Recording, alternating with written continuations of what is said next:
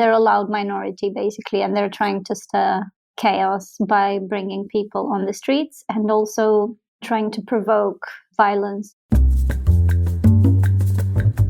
Welcome to Global Dispatches, a podcast for the foreign policy and global development communities and anyone who wants a deeper understanding of what is driving events in the world today. I'm your host, Mark Leon Goldberg. I am a veteran international affairs journalist and the editor of UN Dispatch. Enjoy the show.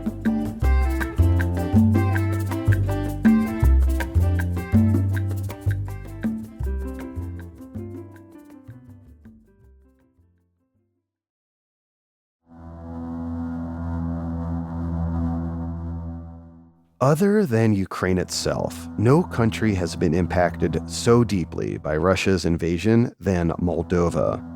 It is a small country of just 2.5 million people and one of the poorest countries in Europe, yet Moldova has absorbed more Ukrainian refugees per capita than any other country in the world.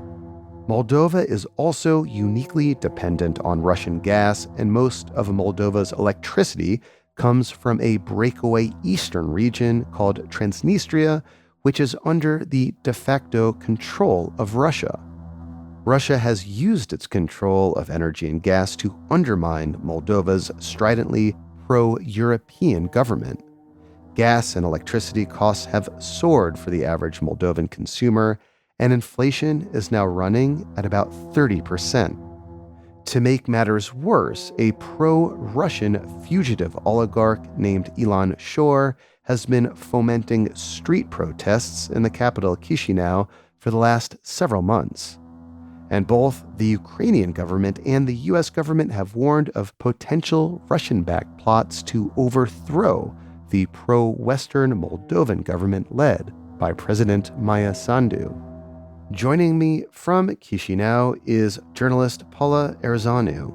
You can read her work in The Guardian, where she recently filed a story about these pro-Russian protests. We kick off discussing the protests and the destabilization efforts by the Kremlin before having a wider discussion about the ways in which Moldova has been impacted by Russia's invasion of Ukraine. The ability of Moldova to withstand Russian destabilization efforts is indeed consequential for the region and the world.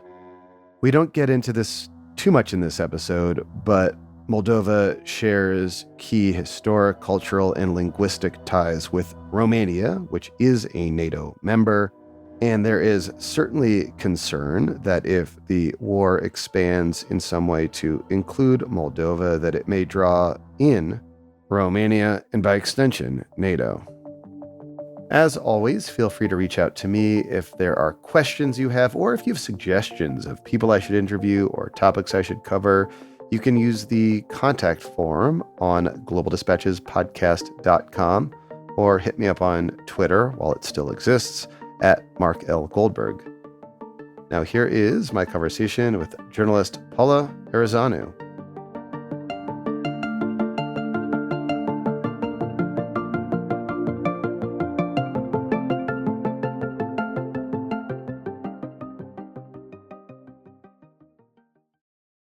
So it seems like it's been a chaotic couple of weeks on the streets of Chisinau. Can you explain what or who is behind this most recent pro-Russian protest? Yes, it's not just been a few weeks of protests. We've had these protests going on since autumn.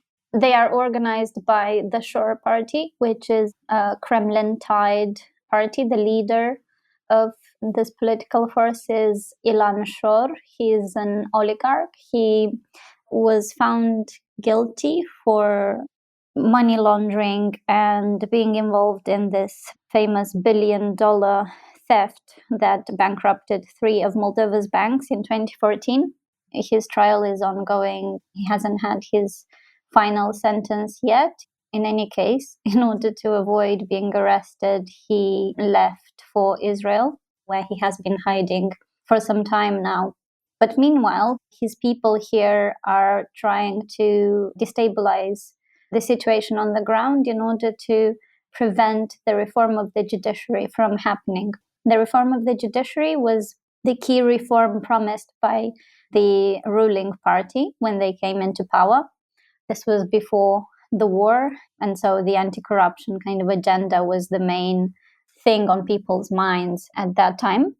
It seems that this probably corrupt oligarch wants to disrupt the process of reforming the judiciary so as to avoid conviction for his likely corruption. Yes, yes. And so, in order to do that, he has allied with the Kremlin, which is also unhappy about Moldova's pro European stance and anti war, anti Russian invasion stance.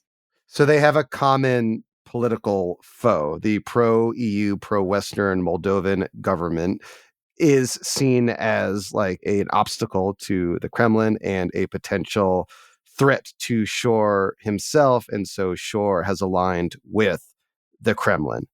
Exactly. But it's my understanding that Shor's political party is relatively fringe, right? It only has a tiny number of seats in the Moldovan parliament. Yeah, they only have 6 out of 101 seats. But their rating is a bit higher at the moment in recent polls than it was when we had our last parliamentary elections. And they're a loud minority, basically, and they're trying to stir chaos by bringing people on the streets and also trying to provoke violence and kind of keep authorities busy so that they don't have time to actually focus on the reforms they need to undertake. So the protests thus far, have they been particularly violent or just sort of loud and disruptive? They have been disruptive. So we have had protests even today and yesterday blocking streets. They really want to kind of make people annoyed and create this kind of chaos. But we have also had lots of kind of false bomb alerts, hundreds of them, especially last summer, across the Chisinau airport as well as across public institutions. And there were 4 such bomb alerts on Sunday as well, the same day as the big protests that Shor organized. And then there's also a disinformation operation going at the moment, which has intensified over the past few months. And there were plans of violence, according to the Moldovan government. So on Sunday, in addition to the protests or just before them, we also had a press conference given by the Moldovan head of the police, Viorel Cernăuțanu, who, in a kind of unprecedented gesture of transparency, if I may express myself like that, shared with the public and with journalists the operation that the Moldovan police has worked on, which has basically involved an undercover agent who worked with Russian secret agents in order to learn and kind of deconstruct their plan, where they were trying to create 10 groups of 5 to 10 men with either sports training or a criminal record. And they were trying to get these groups to break police cordons and also to generate violence. And in exchange for their services, they would have received $10,000. And so it was the day of the protest, right, that the Moldovan police announced this arrest and disruption of what they claimed to be a planned, violent, almost insurrection orchestrated by a handful of people against key targets around Chisinau. Yeah, and they detained 7 people, 7 leaders, and they said that they're working with dozens of others who are providing them with information. And during those protests, there were minor kind of incidents of violence where truly the crowd was trying to break the police cordon, as the Shor Party members were encouraging the crowd to break the police cordon and move, switch location. So we've seen inclinations towards the plan that was revealed by the police, but it looked like the police did a good job in maintaining public order. So I wanted to ask you how much credibility you put into that Moldovan police statement, press conference, saying that indeed they disrupted what they claimed to be, agitators, because it would seem to serve the political interests, at least of the current government, to portray these kind of shore aligned protesters as outside Russian agitators. I mean, it could very well be true. I'm just wondering how much credibility you put in it. Yeah, so that press conference aligns with the messages we have heard from the US state, from Zelensky on this new Russian plan to destroy Moldova, and from the Moldovan president, Maya Sandu. If you remember, a few weeks ago, she had a press briefing where she said that there were intelligence reports that said that people with military training, wearing civilian clothes, would try to kind of participate in these protests or use these protests in order to break into public institutions and take hostages. And the US confirmed that they also had similar information from their intelligence reports, and Ukraine did the same.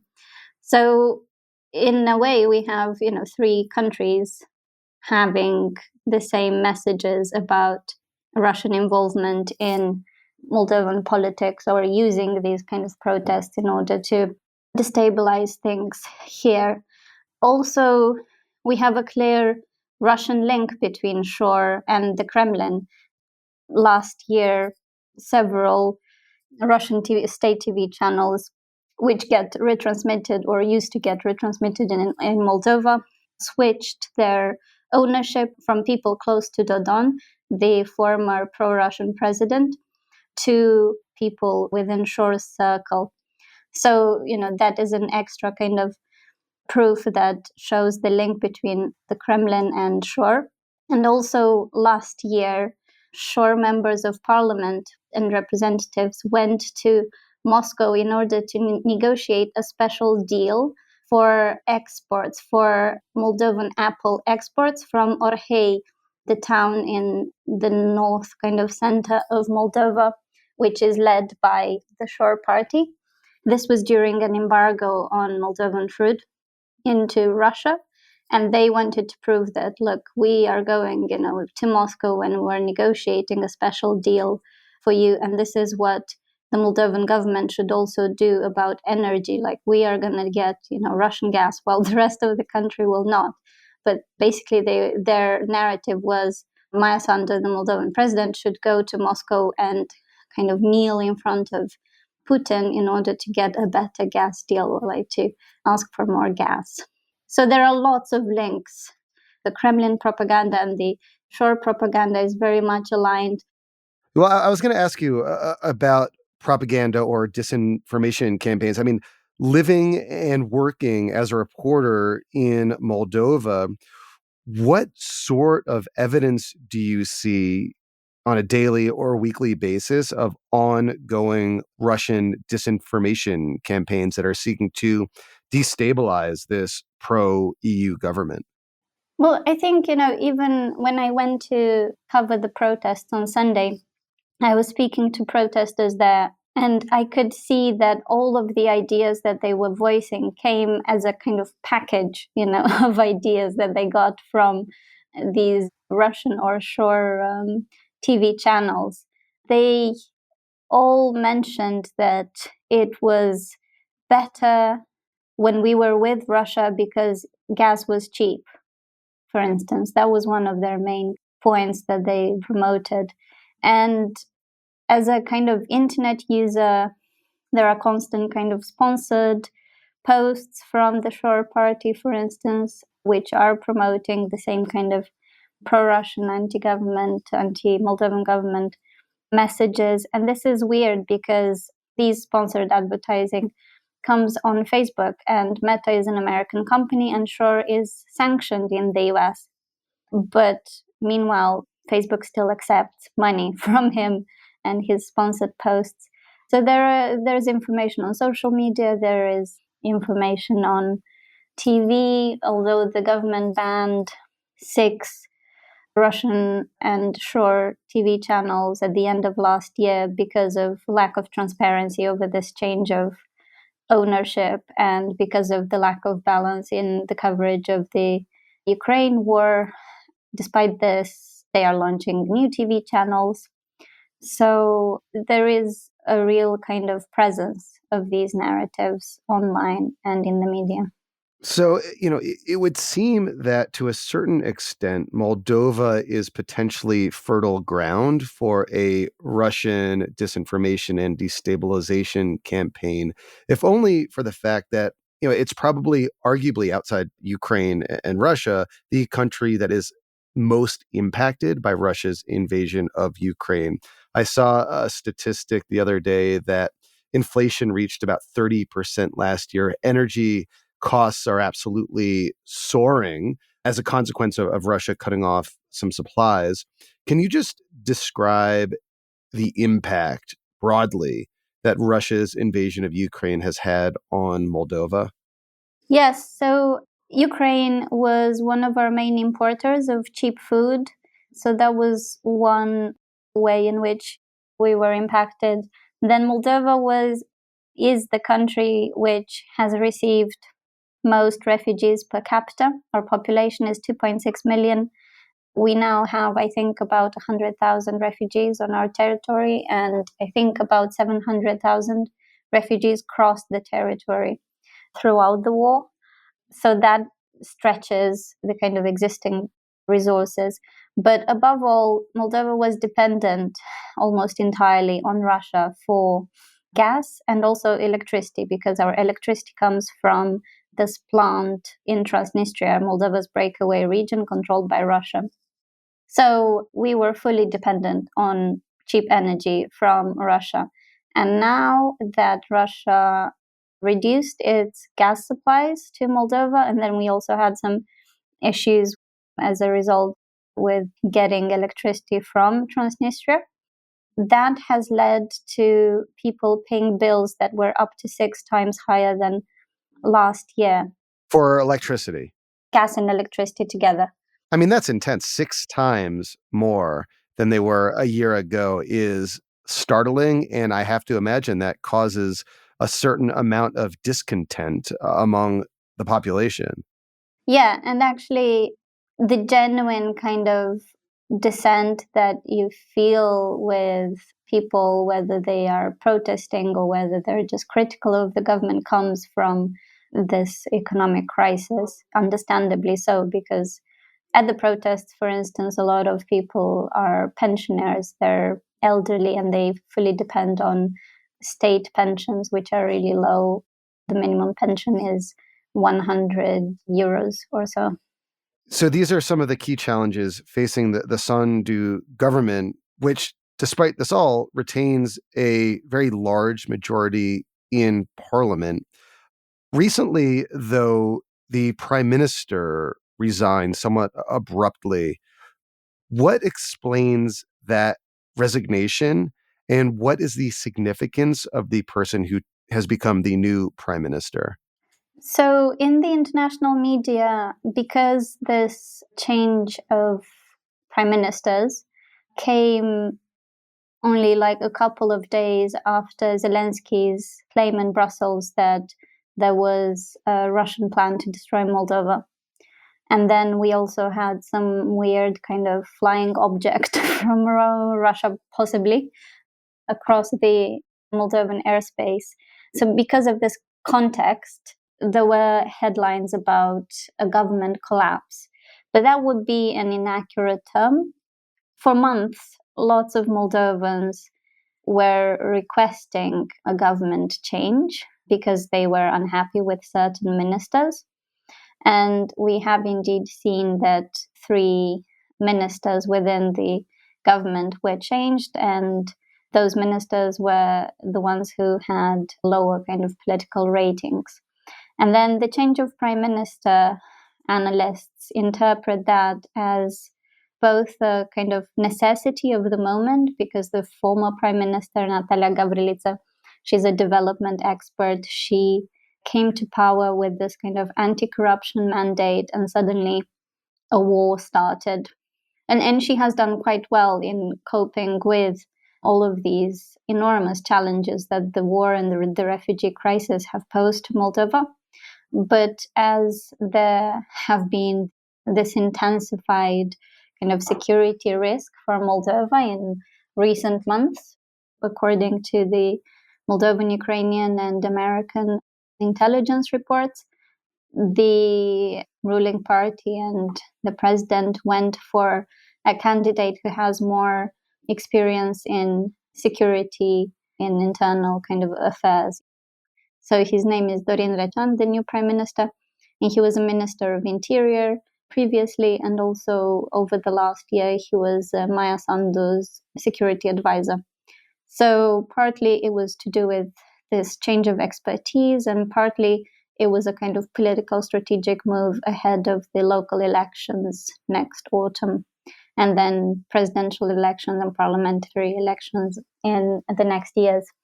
Does replacing a development and anti-corruption focused prime minister with a prime minister whose background is in more internal security and national security issues suggest to you at all that there is a potential that the Moldovan government might, in the midst of the chaos that's happening in Ukraine, seek to reclaim Transnistria, that pro-Russian breakaway territory? There has been talk about the fact that a Ukrainian victory would definitely create an opportunity for Moldova to solve the conflict in Transnistria by diplomatic, peaceful means, that it would bring this kind of window of opportunity that we haven't seen in the last 3 decades since the Russian-Moldovan war over Transnistria in 1992. But whether this could be solved during the war is just a bit more complicated, I guess. This was a question people on Twitter wanted me to ask you. Yeah. No, I'm not laughing at the question. I'm just, laughing because I think it would be quite complex and difficult, and also it's a bit scary as an idea because there are too many risks involved. And is there anything that the European Union and more broadly, like the Western alliance, can do to help mitigate some of these risks? Like, I know Moldova has like candidate status with the European Union. Is there any talk that the European Union can be doing more to perhaps, I don't know, subsidize energy costs in Moldova to perhaps make Moldova more resilient against Russian destabilization efforts? Yeah, for sure. And Western partners have already contributed financially, and they have enabled the Moldovan government to subsidize people's bills. I think the amount of money that the Moldovan government got from Western partners was not quite as much as they requested. And so the effects were slightly reduced, but still have taken a toll on people's pockets, budgets, incomes. I think Moldova definitely needs more help on tackling Russian disinformation. It needs support on advancing its judiciary. And if Moldova and the EU can strengthen their economic ties even ahead of Moldova's future EU integration, that would probably also help economically. We have seen some opening in terms of allowing more Moldovan exports to reach European markets.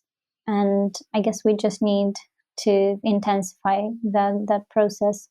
And also, another kind of worrying development recently is that the civilian airspace in Moldova is becoming a bit more vulnerable as the low-cost company Wizz Air left Moldova, supposedly for security reasons. And that's a low cost airline, right? Like something like a Ryanair, that kind of thing, but it operates in Eastern Europe.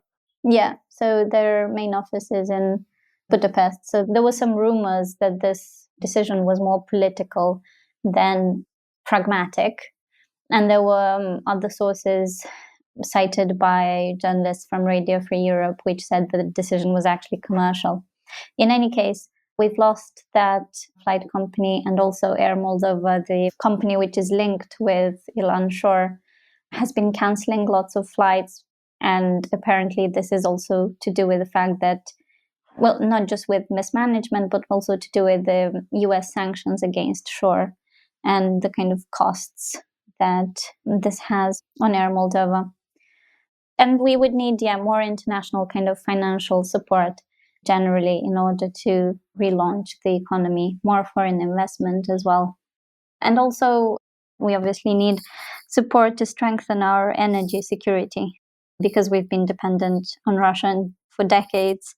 Now we need to diversify our sources, including by investing in more green energy. These would be some of the steps. On shore, it seems that a lot of the destabilization efforts and the disinformation can be kind of traced to him. And as you said, he's under US sanctions. He's currently living in Israel, another US ally.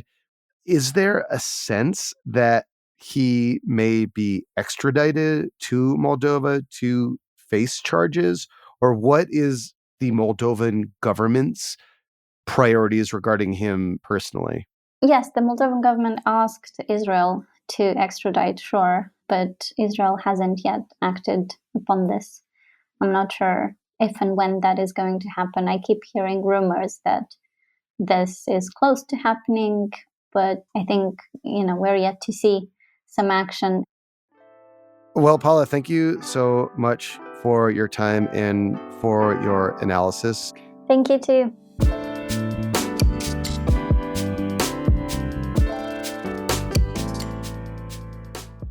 Thank you for listening to Global Dispatches. Our show is produced by me, Mark Leon Goldberg, and edited and mixed by Levi Sharp. If you have questions or comments, please email us using the contact button on globaldispatchespodcast.com. Before you go, do take a moment to show your support for the show by becoming a premium subscriber. If you're listening on Apple Podcasts, you can do so with a couple taps of your thumb. If you're listening elsewhere, you can go to patreon.com/globaldispatches. We rely on support from listeners to continue to do what we do far into the future, and by becoming a premium subscriber, you will unlock access to our entire archive of hundreds and hundreds of episodes. Please rate or review the show on Apple Podcasts.